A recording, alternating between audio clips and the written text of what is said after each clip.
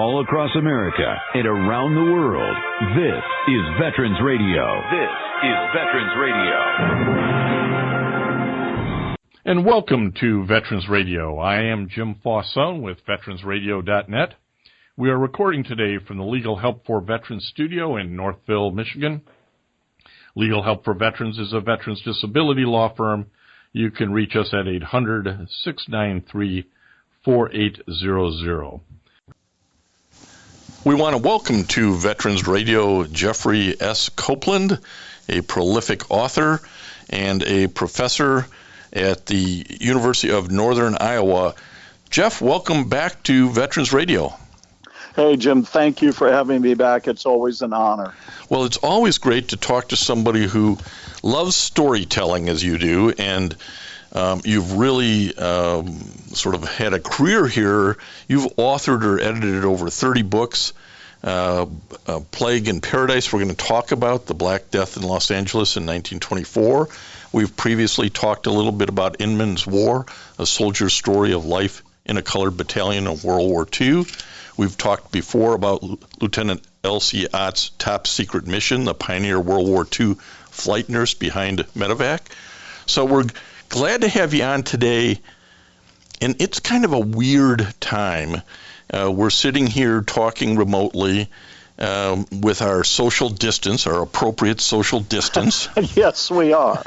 Because it's everybody in the country is worried about COVID-19 or the coronavirus or Wuhan virus, depending on what you'd like to call it, here in 2020. And I think it's making the entire country think about exposures and pandemics. And sometimes we forget these things have happened before. COVID-19 is causing the military to adjust a number of its operating premises. And I think this is things that get learned over time. They look back and say, well, what did we do during the last big outbreak? And let's not do that again. Things like not moving guys around from base to base, thereby spreading a particular virus or flu. Not having folks go from one country to another country on typical rotations or training assignments, again, to try to stop the spread. And we certainly see that here. You know, Italy, which is a central point of COVID-19 at the moment, would normally have a lot of troops moving in and out of it, and the U.S. military DOD's kind of clamped all that down. And we're going to tell a couple of stories today. You're going to tell a couple of stories today as to why some of the practices that the military is using today with COVID-19 in 2020, you know, where they learned some of these earlier lessons. And it's too early in this particular outbreak, Jeff, to know what the numbers will be and how many deaths there might be. But one of the ones that folks are comparing this to, hope, you know, that it should never get to this level, is during World War I, what became known, probably improperly, but became known as the Spanish flu in 1918. Can you tell us a little bit about that? Yes. Really, it's one of the things that we have to learn from the past on all of this. And actually, travel restrictions and quarantine through the years have really been the ways to go. Going back to the Middle Ages with the Black Death, the Spanish flu during World War I, the Black Death again in California in 1924. But let's focus just for a little bit here on the Spanish flu outbreak. You know, recently here, many experts have decided that the Spanish flu actually started in China in 1917, spread to Europe, and then made its way over here to the United States after that. It ran its course in about 2 years, but in that amount of time, roughly 30 million people worldwide died of it. And some estimates say 50 million, some say 100 million. That may be a little bit high. But basically, we have a very strong lesson we can learn about what happened in the United States at that time. The first true known case of this happened around Fort Riley, Kansas, Camp Funston. And once one person was infected with this, it literally did spread just like wildfire. The Spanish flu we know as basically H1N1 virus, which is similar to what the bird flu is today. But at that time, there were no major drugs or vaccines that could be used. So basically what they eventually tried to do is they tried to close schools. Sounds familiar. My university's closed down now. Theaters, I just read today, the same thing is happening nationally. Businesses were closed up, same thing happening right now, and a major quarantine. But the problem with this was we were in a shooting war at that time. So we were still sending troops overseas. There was some talk at the time of maybe halting the progression of troops. But at the time, it was thought that if we stalled too much on this, it would allow the Germans to get themselves reorganized and go on another major offensive. So troops kept getting sent over. Now, remember, they had to be sent over by troop ship, which gave plenty of time for plenty of folks aboard ship to get sick if anybody had caught it in the United States and taken it with them. So a lot of these poor soldiers in the trenches during World War I became so weak, they couldn't fight. So they were taken back to hospitals where they proceeded to infect everybody else. Well, and they didn't. The word today is social distancing, and anybody who's been on a troop ship or has been on a Navy ship of any sort just knows how close the quarters are.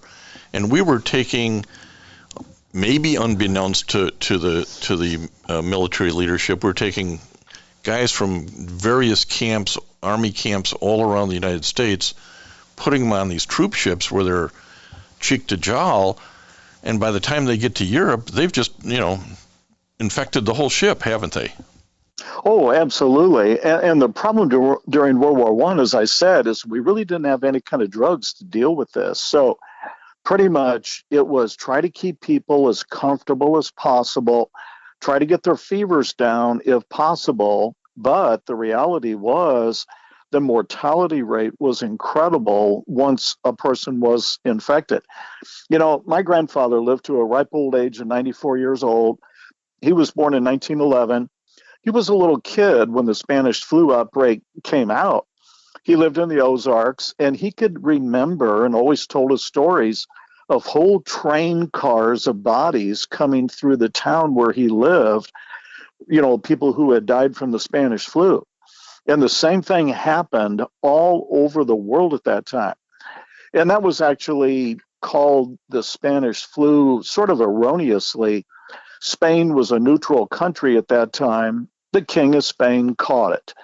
So the media started talking about him and his illness and other people who were catching it. So people wrongly thought that it was a Spanish disease. But the reality was the other countries did pretty much a media blackout and didn't allow word to get out so morale wouldn't get low. So the one thing today with the internet and instant news around every corner, I don't think we're going to have the wool pulled over our eyes too much, but it's something we have to be concerned about. There was an outbreak of the Black Death in San Francisco from 1900 to 1904.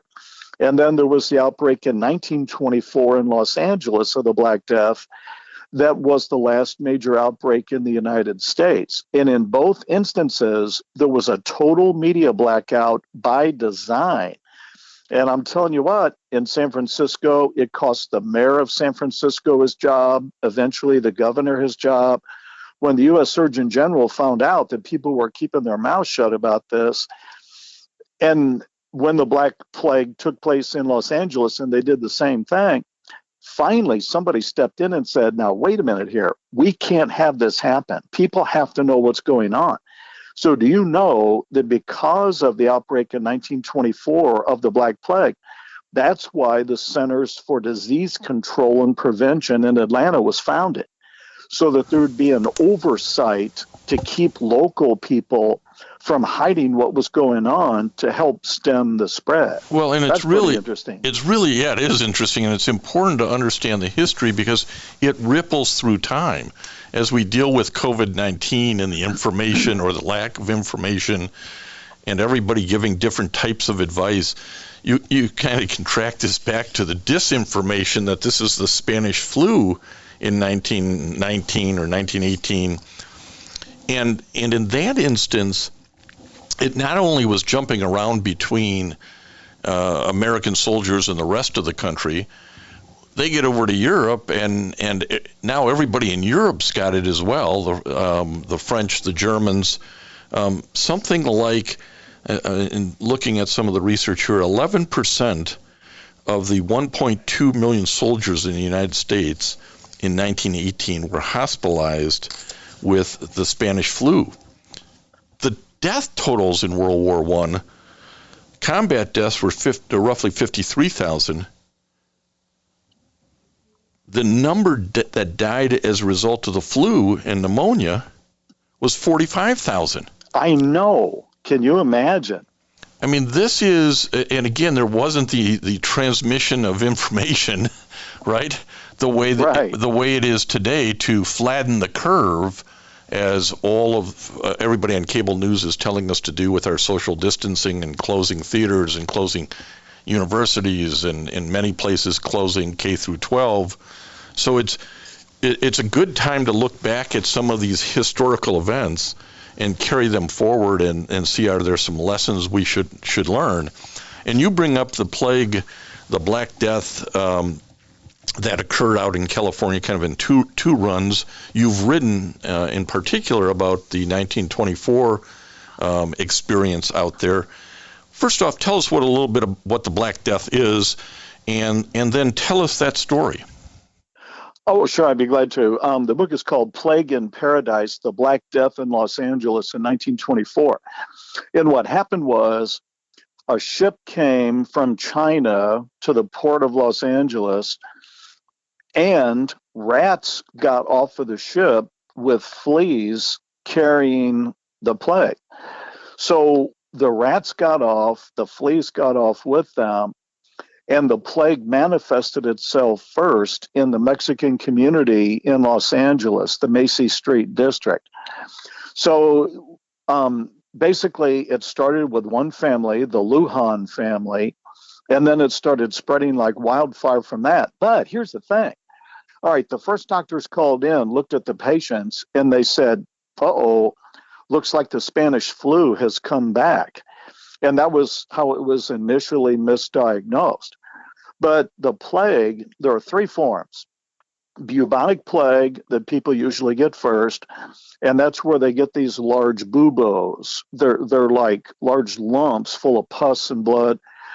And it starts out bubonic, high fever, aches, pains, incredible headache, dehydration, that kind of a thing. Then if they live, it goes to the pneumonic stage, which goes to the lungs and can be spread through droplets, airborne transmission that way. And if they live through that, it goes septicemic, which means it goes to the bloodstream. Well, it took a very skilled doctor at Los Angeles County General Hospital, Dr. Matthew Thompson, who went into the Mexican community.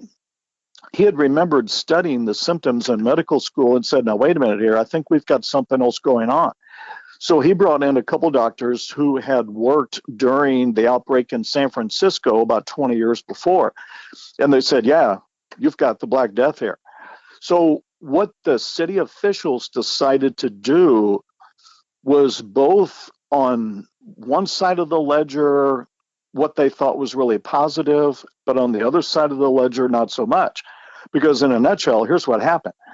They were touting Los Angeles at that time as the paradise of the West. They wanted everybody to come out and help with all the new industry out there, the brand new East Port of Los Angeles and everything else. And the last thing they wanted was to be known as Plague City. So the city officials immediately put a total and complete news blackout. They even stopped people at train stations coming in, took away their newspapers and magazines because word started getting out to other cities about the plague. So a total news blackout. Second thing they did is they managed to get as many World War I veterans as they could from the area, deputized them, gave them guns, posted them all around the Macy Street area where the Black Plague was building, and said, now look, use any and all means. We can't have these individuals get out of there because it's going to spread like wildfire. So the veterans of World War I were some of the unsung heroes of this. Now, they didn't ever have to shoot anybody, but they were there on guard to talk to people and help explain, look, we've got to stop this. And the best way to stop all of us to work together, you need to stay in here. And medical care was brought in, but it was a very severe quarantine. Everything was shut down in that part of Los Angeles, and that's the only way they were able to contain this. Well, and those veterans had seen what happened with the Spanish flu. Exactly. When they were serving, if you didn't quarantine the sick folks. And so I'm sure there was a lot of empathy for the situation that they were facing. Exactly. You hit it right on the head there. They wanted to help out as much as they possibly could. And there were actually stories of the veterans sneaking in food and other supplies to the individuals in that district. Incredible acts of kindness, which does not surprise me in the least. Eventually, they had to do, quote unquote, a cleansing of the area. In order to get rid of the rats, they had to call in exterminators.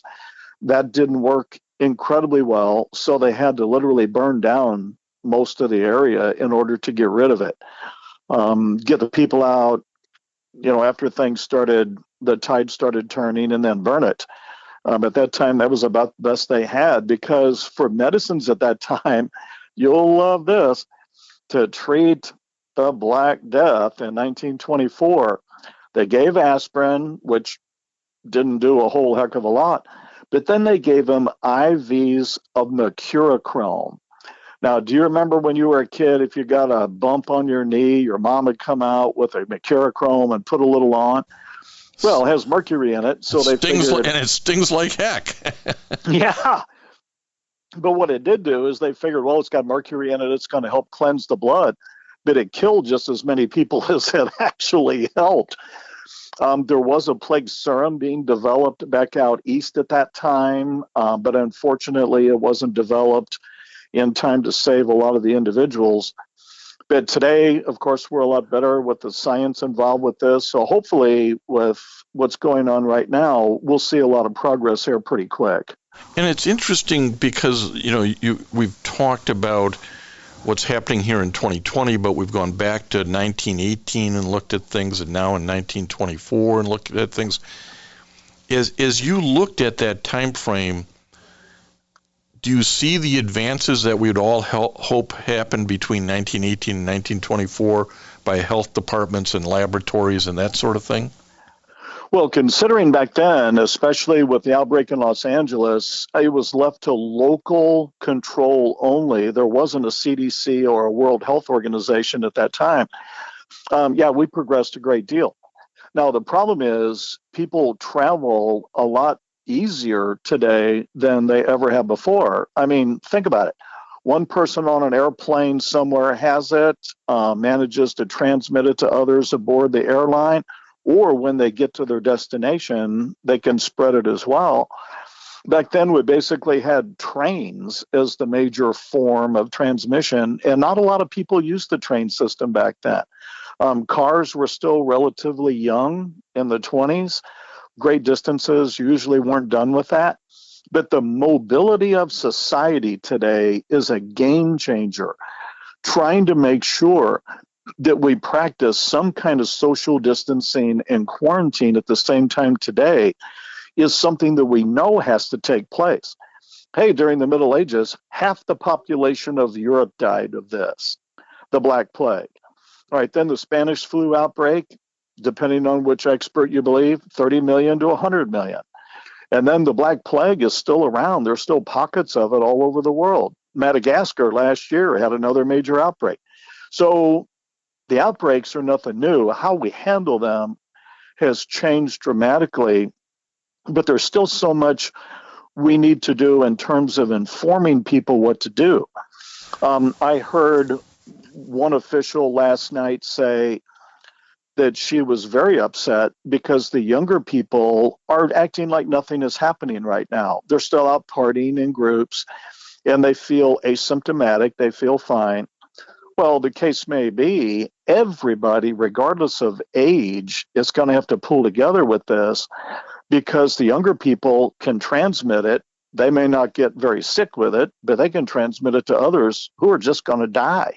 Yeah, and clearly that was the younger group in World War I under the Spanish flu. Those would have been young soldiers, the healthiest of the healthiest, who contracted this and lost their lives at such a high percentage. We were talking to Professor Jeff Copeland, who's a prolific author, and in an earlier discussion, Jeff, you told me it takes about a year of research and 6 months to write many of these books. How did you get interested on this topic of the Black Death in Los Angeles in 1924? Well, the topics for my book sort of seemed to fall out of the sky to me. I was actually in an airport killing time after I had done a book event for the book before that. And I was leafing through a magazine and I was reading an article and it made a reference to the outbreak in Los Angeles in 1924. And I thought, wait a minute here, I've never heard of this before. So I started doing a little research when I got home, and the more I dug, the more I saw, wait a minute here, I smell a rat. Literally. All right, so what I found out was they tried to cover it up as best they could at the time.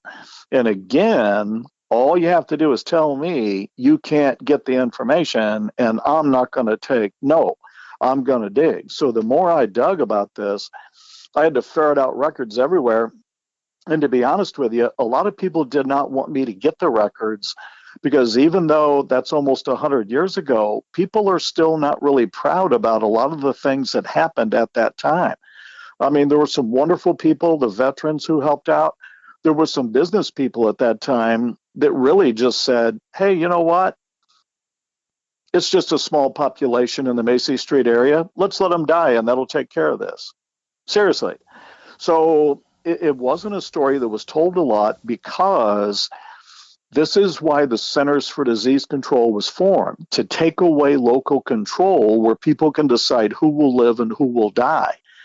So once I got involved in the research with this and started digging a little deeper, it was tough. Jim, I'll be honest, it was tough ferreting out this information. But I went everywhere. I went out to Los Angeles. I walked off the area. I went to the archives and record centers. And believe it or not, the group that had the best information for me was the Catholic Church, the Archdiocese of Los Angeles, because one of the heroes of that who helped stop the plague was Father Manuel Bruaya, who was the priest at La Placita, the church that was at the hub of that community. The Catholic Church kept religious records, and I use that word on purpose, religious records about everything that happened. It was a total chronicle of everything that happened from the inside out. And once I got that, I hit the jackpot. La Placita is still there today. They still do, get this, about 3,000 baptisms a month. Holy cow. A month. So it's still the hub of the Mexican community out there.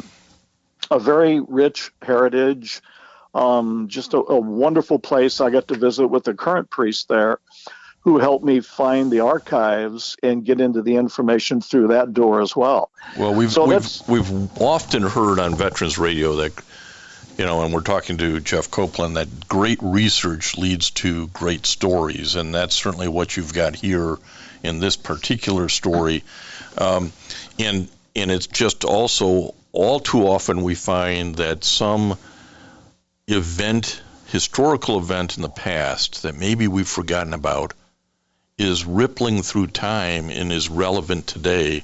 And as we look at what to do about COVID-19, whether it's for our veterans in VA hospitals or our military members at different bases or the general public. This kind of story has lessons we can all learn from.